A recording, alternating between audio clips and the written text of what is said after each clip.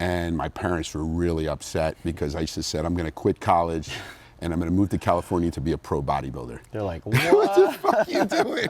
You know, my dad was like, are you crazy? Like, what are you going to do? And they were really upset with me, but I said, I got to pursue my dream of what I want to do. I know you want me to do this. And I said to them, I'm going to give myself 1 year. If I don't make it in 1 year, I'll come back to school and I promise I'll drop bodybuilding. This is Mark Bell from SuperTraining Gym. SuperTraining Gym, the strongest gym in the West, and I'm joined today by Rich Gaspari. Really excited to have you here today, and I want to kind of dive right in. Rich has been a long time bodybuilder, and a legendary one at that. Turned pro at the young age of 20 years old, and has achieved some amazing things in bodybuilding. But what I want to kind of dive into is the transition from his bodybuilding career, and also maybe some things that you learned in your bodybuilding career that helped make you a savvy businessman to the point where you built up Gaspari Nutrition to a $100 million company. So let's kind of dive in on some of that. I think at the age of 29, you had a serious injury. Well, let me just first say, Mark, I'm happy to be here on the show. Be with you here, going through a workout. Great. So thank you for that. Being here in Sacramento, from like cold New Jersey to cold Sacramento, over the weather. But yeah, just a little bit about, you know, what happened to me. And I was a competitive bodybuilder at the age of, you know, like I said, turning pro at the age of 20. Really, I didn't have that. I did a lot, but I didn't have a long career because at 29, I got injured, was already out of bodybuilding. And I think it was almost like a blessing in disguise because I would have kept going. And what happened was it transitioned from this like golden era of like after Arnold, I was the first bodybuilder to have like striated glutes and have this conditioning that no bodybuilders. First bodybuilder to have striated glutes. You messed it up for the rest of us because when I was prepping for my bodybuilding show, that's all my coach cared about. He's like, send me pictures of your striated glutes. I'm like, I'm not there yet. You raised the bar for everybody. Well, you screwed it up. That's what happened. It was almost by accident because when I was getting ready for a show, I was doing back shots in the posing room, and you know, the manager of the gym's like, look at your friggin' ass, it's fucking shredded. You know, so I was like, I didn't even notice it. And then I was the first bodybuilder to actually, if you remember, right now there's a classic physique category, and if you look at the trunks, they're much more bigger. Right. And the trunks that were back then were a little bit more showing. But what happened was because I had these striated glutes, I ended up cutting my trunks to show off my ass more, you know, on stage. And I was the first bodybuilder to do that, you know, because every time it was like much lower, so you couldn't show your ass. So I was the first person to really change the way people wore their pose. That's why I had to slip into that tiny little piece. You got to use like, you know, that bikini bite to keep it on your ass or go up your, you know, your ass crack, which you don't want it to happen.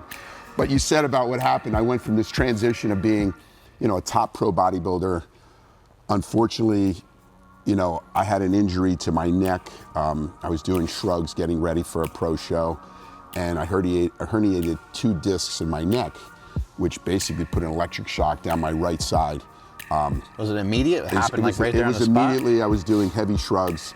It was already herniating it because I was feeling like pains, you know, in my neck and was shooting down my arms, and I was feeling tingling, but I didn't notice that I had this injury because I didn't even know what it was until I was doing these heavy shrugs. I turned my neck, and then boom, I felt like everything, just the world just ended for me because my career was basically over because my right side, I couldn't pick up my arm. I was getting ready for a pro show, and I was up to around 240 going on stage. My normal weight was around 210, 215 to 220 was my heaviest, you know, competing. So I was trying to basically go into that era of more mass monsters, into the, you know, the late 90s, into the early 2000s. When that happened to me, like I said, my world just ended, and I went from going from 240 down to about 190 pounds, you know, losing all that muscle. So while I was in bed, you know, saying, what the hell am I gonna do? I can't make money as a bodybuilder anymore. I was making money with, you know, being a bodybuilder, traveling the world, doing exhibitions and seminars. I sat there and said, I gotta use now my head to figure out what I'm gonna do. And I was always into supplementation. I was like one of the first bodybuilders to use amino acids. You know, I was using fat burners back then, choline, isotyl, methionine. I was back using, you know, essential fats. It's kind of fun to experiment with. Yeah. I do a lot of that myself. I was one of the first to do gluten-free diets. I saw that when I was following a gluten-free diet that my body, you know, I was known for being shredded, and that gluten actually did make my skin hold more water. So going on a gluten-free diet changed how I looked, and I was getting that ultra shred look. How'd you stumble upon that? I started reading about people that have gluten intolerances, and that it causes them to like bloat and hold water and actually make you really sick.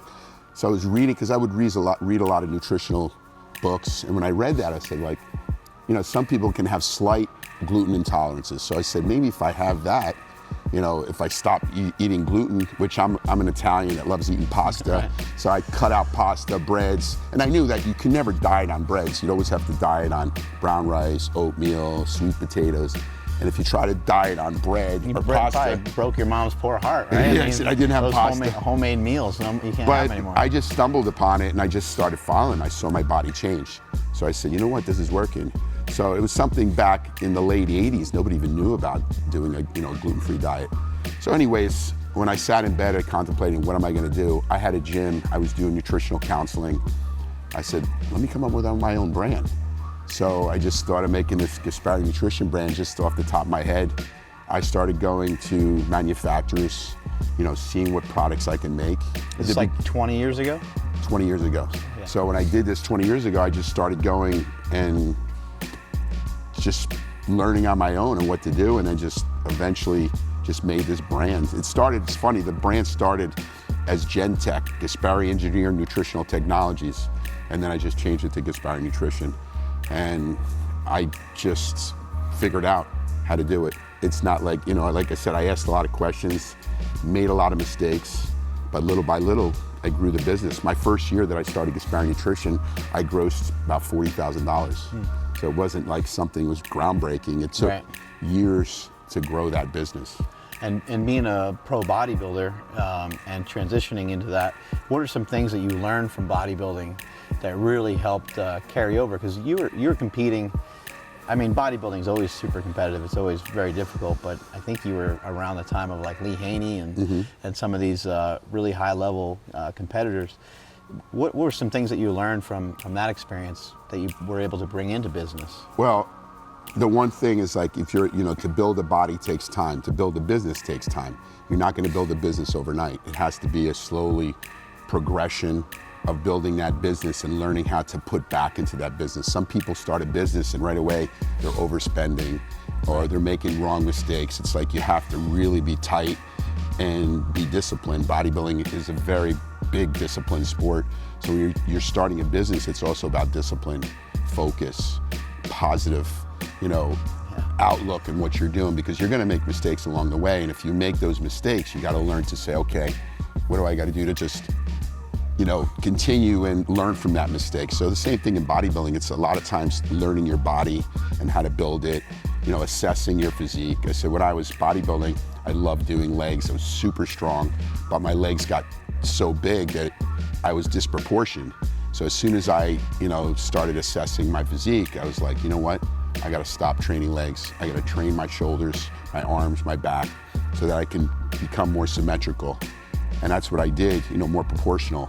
Where a lot of bodybuilders or a lot of guys that train say, wow, I'm really strong on arms, and they just keep training arms and they don't try to train their legs. So same thing in business. You got to look at your business and assess what you're doing, and along the way, just try to make, you know, learn about the business, learn about channels, learn about, you know, a lot of things. I mean, a business takes a lot. You have a business, you got to learn about logistics, you got to learn about marketing, you got to learn about, you know, so many different aspects of the business, innovation. So to me, that's what's really fun about, you know, me running Gaspari Nutrition. Did it help to learn like who you're not? Like when you kind of saw guys coming into the sport, like a Lee Haney or like a Dorian Yates, where you're like, I'm not a mass monster like some of these other guys. I got my own niche. I'm good at my own things, but that's not really me. Do you feel that helped you a little bit in business too? Because it maybe helped you double down on where you're good? I'm good at, like you said, it did help me double down on things that I was good at. I'm not the greatest at keeping myself organized. I need people to help me organize myself. I'm guilty. So I'm a dreamer. I'm the guy who thinks outside the box. So, but I need somebody to keep me in line. So I learned that along the way, that I need somebody to kind of help me with, my spend, or help me to keep myself organized. So yeah, my strong points are, I'm good at talking. I'm good at, marketing myself, and I'm good at selling. That's what I'm good at. So that's what I know that I'm good at. I'm good at relationship building. I learned that when I was a bodybuilder. When I started, my brand became an international brand because I traveled the world. So when I traveled with my brand, I was able to grow that market in various parts of the world. But it was all about building relationships with those people that were then gonna, because they liked you, they were gonna push your brand. So that was very important. So those are the things I'm good at. The things that I'm not, I try to find people that can help me in those, weaknesses that I have. You said the first year you grossed 40,000. How'd you really build it up into a juggernaut, from that point? Well, when I was making 40,000, I was, that wasn't enough money. The profits and that was maybe about 15 grand. What I did is just kept reinvesting in the brand. It came about in about 2 years afterwards. Then I started making about $250,000, and then $500,000, and then $1 million. But what I did is I discovered certain products. I had to discover certain niches. And at the time when I was selling products, I was selling, pro hormones that they were okay to sell. Yeah. So I sold some really big ones, M1T, 1T, Haladrol. Those were really big products that I was very different with those compared to other, supplement companies that were selling it. And from there, it just exploded. But I knew that was short-lived because those pro hormones were going to be taken off the market. So then I started taking the money the profits I had with those products, and then putting them towards other products that were going to be more longevity. Super Pump, Sizon, Myofusion, all those products. I took the cash and just built those staples for the brand, and that's when the brand just started growing. It seems like you're really attached to the products, because even talking to you now, here we are 20 years later, and you sold off part of the company and then repurchased the company. Now you're the leader and owner, again, CEO, however you want to say it. But when I ask you about the company, you're still talking about the product. So that seems really, really important to you. Mm-hmm. What's the most important thing to you when it comes to the products? Well, it's to stay on top of innovation, looking at the market and seeing where there's holes in the market. I don't want to be a follower, I want to be a leader. You talked about a product that I introduced was my GlycoFuse. GlycoFuse I brought to the marketplace because I was looking for an alternative for carbohydrates.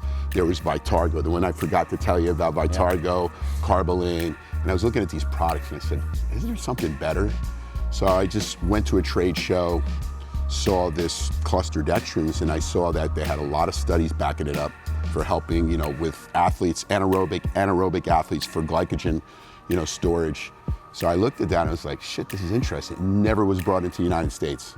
So I saw an opportunity to bring that, and I took a risk. When you're an entrepreneur, you take risks. I had to bring a container of this carb that was never sold if it could sell, and I brought it to market, and eventually it just started moving and it started selling. Now everybody copies cluster dextrins, and I was the one who brought it to the marketplace. So I look for holes in the market, and what I like doing is, as a CEO, a lot of times they're stuck in their tower, their their golden tower, and they're not really seeing the market.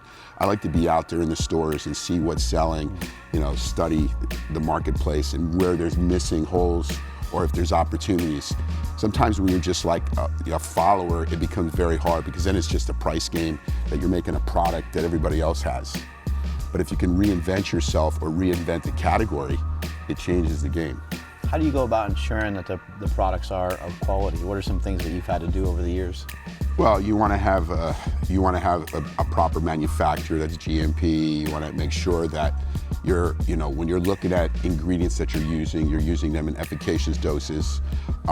That's a big thing for you, right? Is making sure that the dosing is, because a lot of times, a lot of companies they'll mix this mix mash of stuff together, but then it's like half the dose of what a lot of brands do that. And the one thing that I'm finding now is that there's a lot of brands out there, and what's happening in the marketplace is that if you really have something good, it's going to be copied, and unfortunately it's going to chip away at your sales.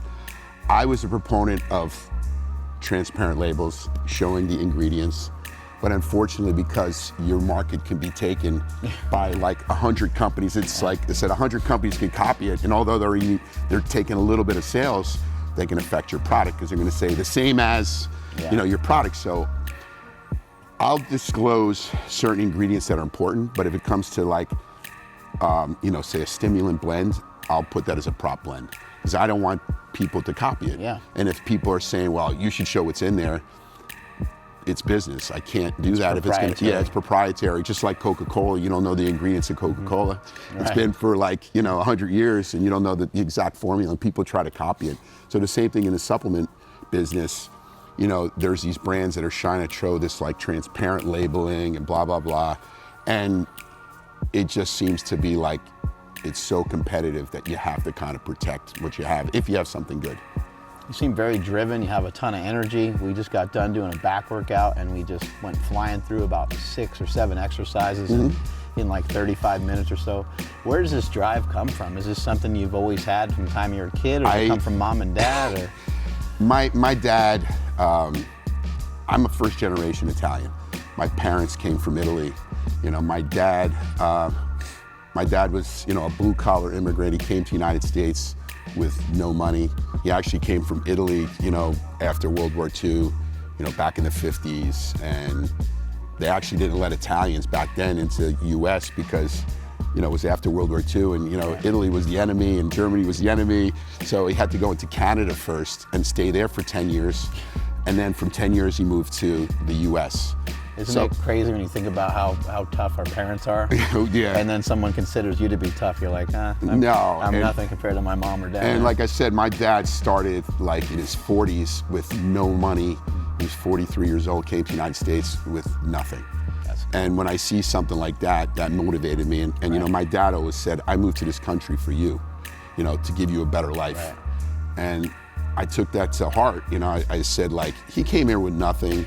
I'm a born an American citizen. Like, I should be able to do so much more with that. Yeah. So that gave me a drive. My dad was a big influencer when it came to, like, you asked me who my mentor was. I would say my dad was one of my mentors because he just believed that if you work hard, you'll get anything. Nothing's given to you, nothing's luck, nothing's by luck. You fall into luck, but it's hard work that makes you fall into luck. Right. So I just had a drive to really work hard. Listen, when I was in my 20s, and no disrespect to him, I was known as the hardest training bodybuilder. I can kick anybody's ass in the gym, and I'm in my 50s now, and I still train really, I train fairly hard, I think, and I've had 20-year-old kids that are like, holy crap, you fucking train hard for older guy. I've trained with a lot of people, a lot of top-level bodybuilders, powerlifters, CrossFitters, and you came in here like a whirlwind. So I like training. It's my passion. I love being a bodybuilder, and I still love bodybuilding. It's just, putting those trunks on and, that's not, what I'm gonna do, but I like looking good. I like having abs, and that's just part of my lifestyle. So, the energy I have and the drive I have is I just have to, with any type of adversity, I always got to say that I'm gonna persevere. I'm gonna be able to go forward and just be able to make it. And that's what keeps me driven. Like I said, my dad kept me driven because he believed in me. And, it's funny because what I did, I was 19 years old and I was competing and I went into the nationals and I got 5th place in my first nationals. I won the junior nationals. In 5th place, number 70, Richard Gaspari. And I got an opportunity to move to California to work and manage a Gold's Gym through this guy, Ed Connors, in the Valley. I was going to college as a pre-med student. I wanted to be either a chiropractor, I didn't know what I wanted to do, but I liked the medical profession.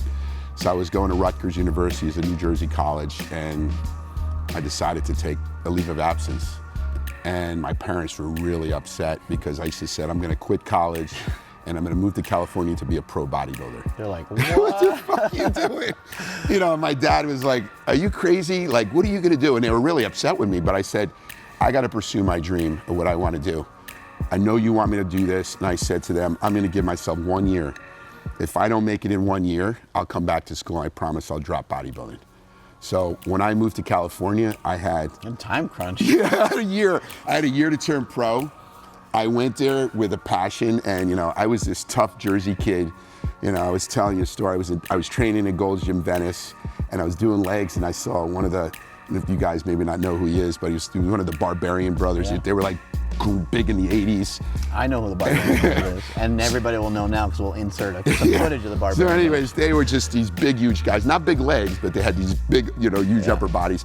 So he asked if he wanted to train with me, so I had him go do a leg workout, and I just like killed it on legs, doing like, you know, 25 reps with, you know, 5 plates. And you're like, who are you? I said, I'm the next Mr. Universe. I was just this cocky, you know, Jersey kid. So when I moved and I finally had this job as a manager in this Gold's Gym, I was just like this driven bodybuilder. And Lee Haney noticed me in the gym, how I was training. He goes, and he's got this Southern accent. He's, hey boy, I said, you know, you train really hard. I'm getting ready for the Mr. Olympia, because I had this Southern accent. He goes, I'd love to have you train with me. And I'm like, holy crap, I'm having this top pro. He wants me to train with him. And that year, I trained with him, and it was amazing because he taught me a lot, because I came from Jersey with more of a powerlifting, you know, background. So everything was like heavy lifts. He taught me to really train the muscles fully. Something that, like, everything he taught me, you know, ended up him regretting it, because I ended up going right up against him, getting 3 second places against him. But he taught me a lot, and you know, it was a great experience that I went there with I was just driven to turn pro that year, and I did everything I could and focused on doing that. And fortunately having him, I mean, I got to say, Lee Haney, if you know who he is, and he is just a spiritual guy. I was actually to a point when I was living in California, I actually quit my job. I was doing personal training, and I was having like some, you know, financial difficulties. I was going to move back to Jersey because I wasn't making enough money. And he offered for me to live with him in his apartment with his wife. And I lived in this extra room, and he did this, he just said, like, stay with me and you get ready for the, you know, the Nationals and Mr. Universe.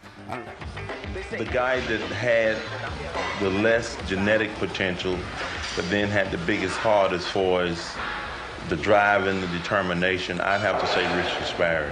Because when Rich and I lived together and trained together back in 1984, I had no idea that he would blossom or become a competitive bodybuilder as he has now. It was beyond my wildest beliefs, and I lived with him. We lived together for a while, or he lived with me and my wife. And here he is knocking on my door for the past 3 years.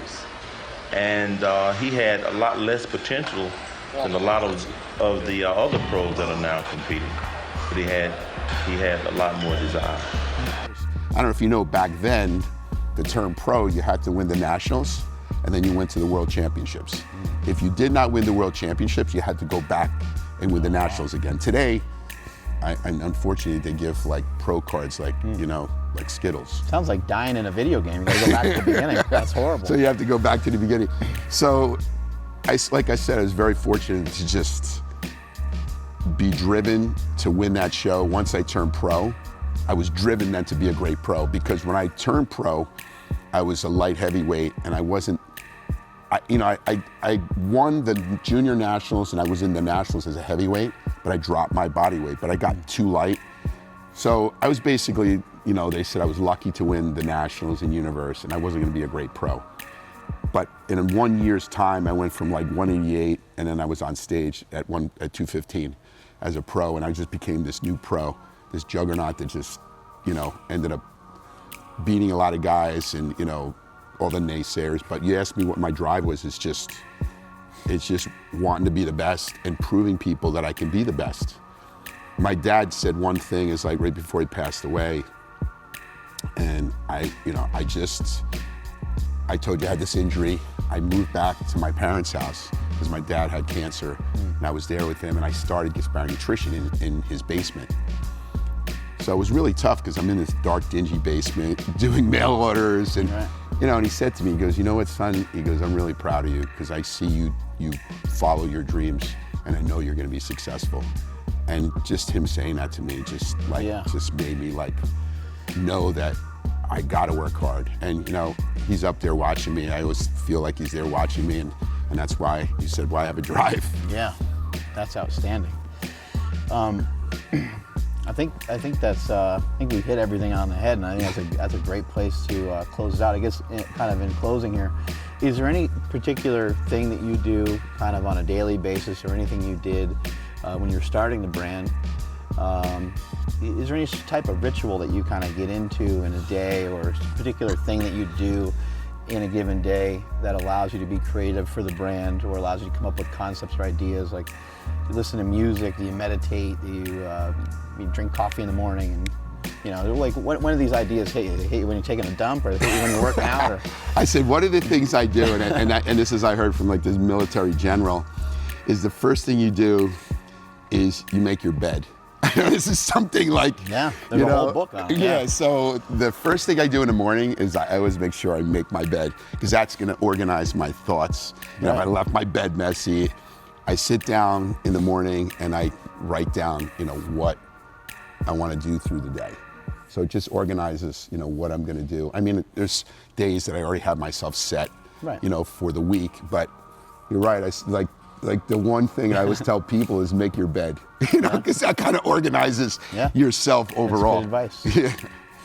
All right, well, that's Rich Gaspari. That's all the time we got. Strength is never a weakness. Weakness is never a strength. Catch you guys later. Great. Thank you so much. That was awesome. Yeah, thank you.